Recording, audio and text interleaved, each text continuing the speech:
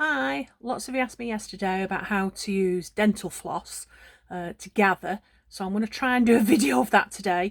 Bear with me, I'm a better sewer than I am a technologist, so we'll try and do it in one go and we'll see how we get on. Right, so I've got my machine set, I don't know if you can see this very clearly, on a wide zigzag. So the widest one your machine will go, so somewhere around a 5, somewhere like that is usually fine. And I've changed my thread colour for a red one. I wouldn't normally sew with this red thread, but I thought it would be easy for you to see. I'm just using ordinary waxed dental floss, just from Tesco's, don't matter where you get it from. Smells minty fresh while we're doing it. Pull off a long thread, lie it, and I'm working within the seam allowance. This is the Ankara I was using yesterday, so I just need to lie it on in the seam allowance. Drop my foot, and then I'm just going to zigzag over the top. So you can go, reasonably. You don't have to go dead slow, because even if you catch it a little bit, it'll still pull through. But the idea is that the zigzags go over the top of the dental floss. If I aim for the dental floss to go in that little tiny clear gap in between the bits on my foot, I'm usually in the right place. You can go a bit faster. I mean, yesterday I had about 3 meters of this to do, so this is definitely a lot quicker than having to do 2 rows of gathering stitches. And then you also discover that it snaps the minute you try and pull it.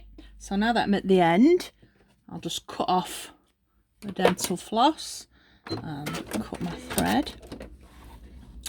So now if you can see that, I've got the floss is trapped in between the red stitching, so you can either hold the end or knot it, doesn't matter, either will do, and then it just slides. So I'm going to put a knot in this end. What I quite often do is put a knot and then stick a pin through it, and that also helps to stop it coming undone. And then if I get hold of this end, and now I can gather all that up. This Ankara is very stiff, but it is nice to work with. It's very stable. And then all I would do is go back to a normal stitch. Obviously, normally I would pin all this. Pin the gathers to the piece of the other bit of fabric, even them out nicely. Sew it. So I'm back to a straight stitch, and I'm working on my 1.5 centimetre seam allowance there. So now this is my straight stitch. This is where I've done the gathering, and now you can either pull the overlocker, the dental floss out, it'll usually come out, or because I was going to do this on the overlocker actually takes most of it off, and you don't really need to do anything else with it. But from the outside, even if you leave it alone, from the correct side, you can't see the dental floss, you can't see my red stitching, so quite often I would leave it.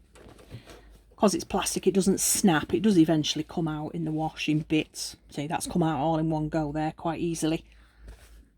So when it's ironed, it would be fine. Good, hope that makes sense. Thank you, bye.